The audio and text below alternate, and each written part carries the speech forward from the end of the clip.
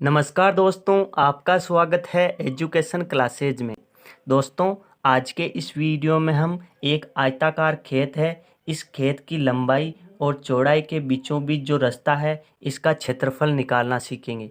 तो दोस्तों, आप वीडियो को जल्दी से लाइक कर दीजिए और चैनल पर नए हैं तो चैनल को जल्दी से सब्सक्राइब कर दीजिए। यहाँ जो आयताकार खेत है, इसकी लंबाई दी है 30 सेंटीमीटर और चौड़ाई दी है 20 सेंटीमीटर। और दोस्तों, जो बीचों बीच रास्ता निकाला गया है, इसकी चौड़ाई दी है हमें 3 सेंटीमीटर। तो दोस्तों, इस प्रकार के रास्ते का क्षेत्रफल निकालना बड़ा ही आसान है। आपको क्या करना है, वीडियो को लास्ट तक देखना है। दोस्तों, इस प्रकार के रास्ते का क्षेत्रफल निकालने के दो तरीके हैं।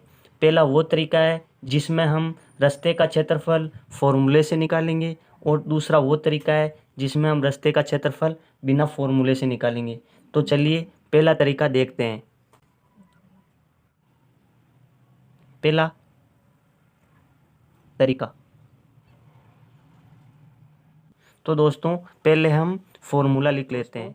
फॉर्मूला दिया है बीचों बीच रास्ते का क्षेत्रफल बराबर x कोष्टक लंबाई प्लस चौड़ाई माइनस x। ठीक है।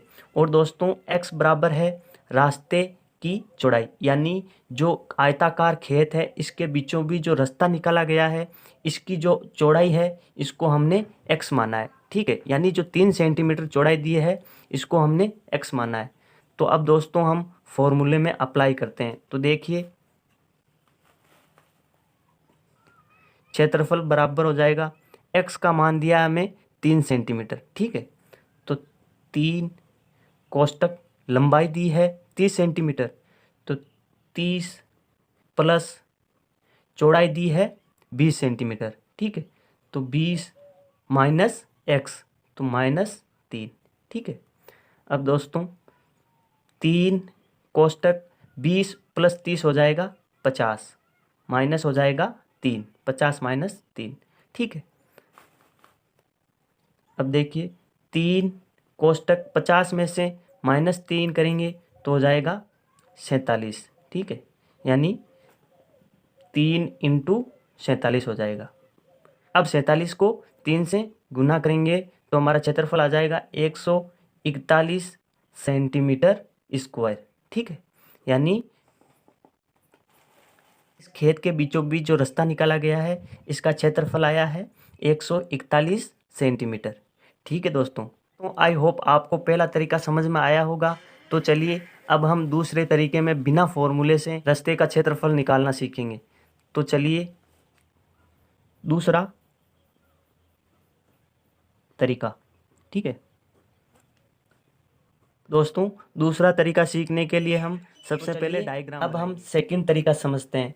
दोस्तों, अब हम इस रास्ते का क्षेत्रफल बिना फॉर्मूले के निकालेंगे। ठीक है, तो दोस्तों देखिए, सबसे पहले क्या करेंगे, लंबाई के समांतर जो रास्ता है इसका क्षेत्रफल निकालेंगे, फिर जो चौड़ाई के समांतर जो रास्ता है इसका क्षेत्रफल निकालेंगे।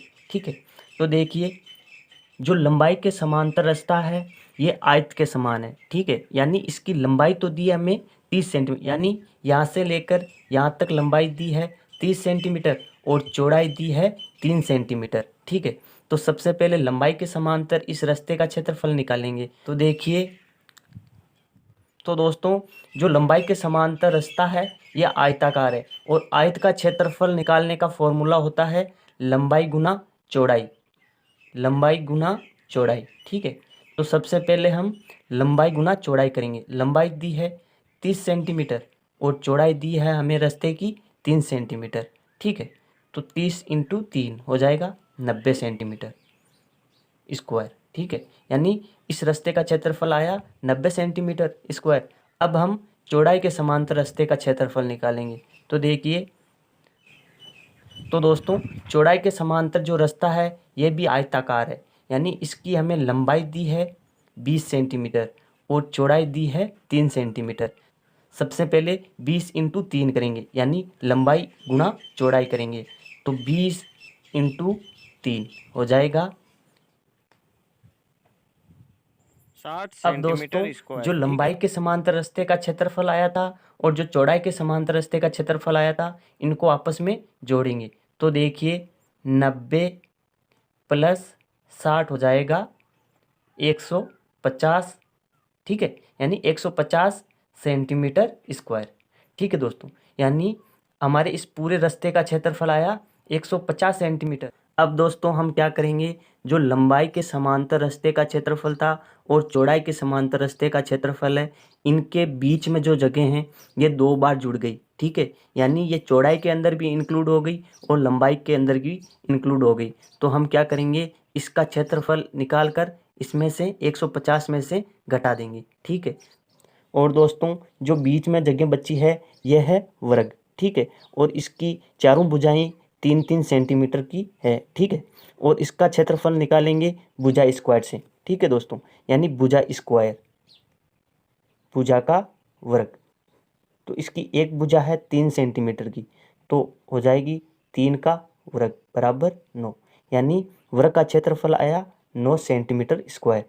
इस 9 सेंटीमीटर स्क्वायर को हम 150 में से घटा देंगे। ठीक है, यानी 150 माइनस 9, तो हमारे इस रास्ते का क्षेत्रफल आ जाएगा 150 माइनस 9 हो जाएगा 141 सेंटीमीटर स्क्वायर। ठीक है दोस्तों, यानी इस रास्ते का क्षेत्रफल आया 141 सेंटीमीटर स्क्वायर। ठीक है दोस्तों, तो दोस्तों आपको एक बार और बता देता हूँ। तो इसमें हम सबसे पहले क्या करेंगे, लंबाई के समांतर रास्ते का क्षेत्रफल निकालेंगे। यानी जो लंबाई के समांतर रास्ता है ये एक आयत के समान है। ठीक है, और आयत के क्षेत्रफल निकालने का फॉर्मूला होता है लंबाई गुना चौड़ाई। तो लंबाई दी है 30 सेंटीमीटर, तो 30 और चौड़ाई दी है 3 सेंटीमीटर, तो 30 इंटू 3 कर देंगे तो हो जाएगा 90 सेंटीमीटर स्क्वायर। ठीक है, और सेकंड है चौड़ाई के समांतर रास्ते का क्षेत्रफल, यानी जो चौड़ाई के समांतर रास्ता है इसका क्षेत्रफल निकालेंगे। यह भी एक आयत के समान है। ठीक है, यानी आयत की लंबाई दी है 20 सेंटीमीटर और चौड़ाई दी है 3 सेंटीमीटर, तो 20 इंटू 3 कर देंगे तो हो जाएगा 60 सेंटीमीटर स्क्वायर। ठीक है, और फिर क्या करेंगे, 90 और 60 को आपस में जोड़ देंगे तो हो जाएगा 150 सेंटीमीटर स्क्वायर। ठीक है, इसके बाद जो बीच का क्षेत्रफल है, यानी लंबाई में भी जुड़ गया और चौड़ाई में भी जुड़ गया, तो इसके बीच के क्षेत्रफल को निकालकर इस 150 में से घटा देंगे तो हमारे इस रास्ते का क्षेत्रफल आ जाएगा। ठीक है दोस्तों, और क्षेत्रफल आया 141 सेंटीमीटर स्क्वायर। ठीक है दोस्तों, आई होप आपको रास्ते का क्षेत्रफल निकालना समझ में आया होगा। समझ में आया हो तो वीडियो को लाइक करें, चैनल पर नए हैं तो चैनल को सब्सक्राइब करें और बेल आइकन को ऑल पर सेलेक्ट करें, और एक प्यारा सा कमेंट करके ज़रूर बताएं। Thank you, thanks for watching.